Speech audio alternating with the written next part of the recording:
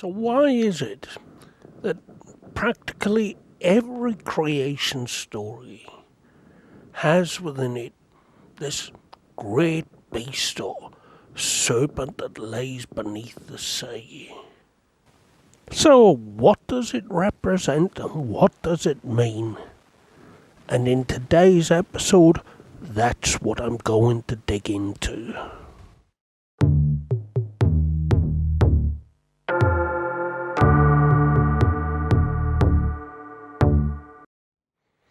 So let's first take a look at some of those stories to see what I'm talking about. And there are many of them. We have Lotan and Baal from the Canaanite mythology. We have Leviathan and Yahweh from the Hebrew mythology. Apophis and Ra. Tiamat and Marduk. Typhon and Zeus. And Jormungandr from the Norse. So let's start with Lotan and Baal in the Canaanite mythology. So Lotan was this giant-like serpent creature that was the servant of the sea god Yam. And we are told through the Baal cycle that comes to us from the Ugaritic texts that there was a great war between Yam the sea god and Baal the storm god.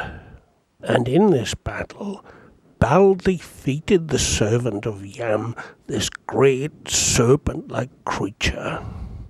And he turned chaos into order by separating the sky from the sea and creating the universe. And now we have Leviathan. And Leviathan, we're told from the Hebrew Old Testament, that Leviathan was a multi-headed serpent, and he was killed by God and given to eat by the Hebrews in the wilderness. Then in the New Testament, this multi-headed beast appears to us again in the book of Revelation. And he is the seven-headed dragon or serpent. And we're told that in the final days this beast will rise from the seas. And now we have Tiamat and Marduk. And these come from the Babylonian creation story, the Babylonian creation epic, the Enuma Elish. Now Tiamat in the Babylonian epic may be considered the first of the gods, and she gives birth to the first generation of deities.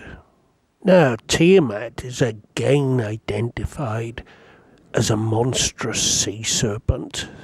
Now her husband Apsu believes that these children of Tiamat are trying to kill him and take his throne. Now Apsu wages war on Tiamat's children, but he himself is eventually killed. Now Tiamat's angry with her children for killing her husband, and so she starts to wage war on her children. And Tiamat brings forth a number of monstrous offspring to help her in her task of defeating the first generation of gods. But this is a battle that again she is destined to lose, and she is defeated by the storm god Marduk. The story says that Marduk incapacitates Tiamat with an evil wind and then kills her with an arrow. He splits her in two and creates the heaven and the earth from her body, the rivers Tigris and Euphrates from her eyes, the mist from her spittle, and the mountains from her breasts. Now let's look at Apophis and Ra from the Egyptian texts. And Apophis was this great serpent that lay beyond the horizon and could not persist into the mortal world. Now Ra and his entourage were charged with sailing the sun across the skies, down past the horizon and into the underworld, and they were charged with defending the sun against the onslaught of Apophis.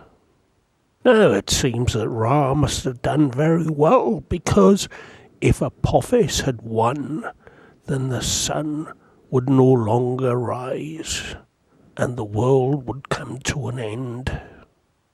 Now let's look at Jormungandr from the Norse mythology. Now Jormungandr was the world serpent who dwelt in the sea surrounding the earth.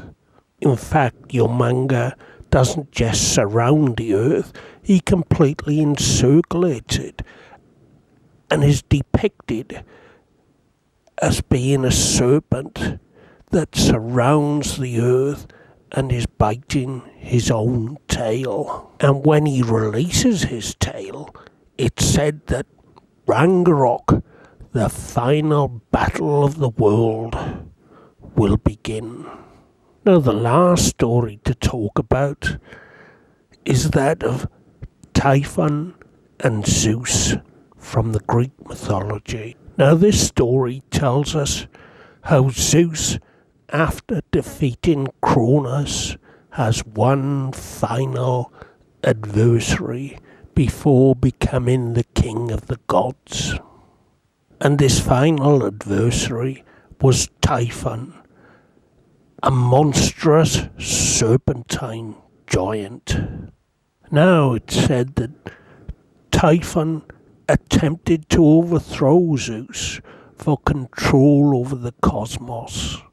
The two fought a cataclysmic battle, with Zeus finally defeating Typhon by using great thunderbolts he dragged from the sky and hurled at Typhon, and Typhon was eventually defeated and thrown back into Tartarus. So what does all of this mean? What is this great serpent, this monstrous creature that lives deep within the sea? Well, to find that out, let's look at some of the commonalities. Now, each of these creatures is finally defeated by a god. Now, the beast, or the serpent, clearly represents chaos and disorder. Now, some of these stories are really quite specific. For instance, the story of Baal and Lotan from the Canaanite Pantheon. And this story tells us specifically of how Baal defeated Lotan and created the universe from chaos by separating the sky from the ocean. And the story of Marduk and Tiamat also tells us of how order was created from chaos, with Marduk splitting the symbol of chaos, Tiamat, into two and creating order by creating the heaven and the earth. Now there are some stories there that tell us of a pending chaos, and well, you can create order from disorder, but disorder is never truly defeated. And eventually, all things break down into their constituent parts and back to disorder. So let's look at the book of Revelations and see what that has to say.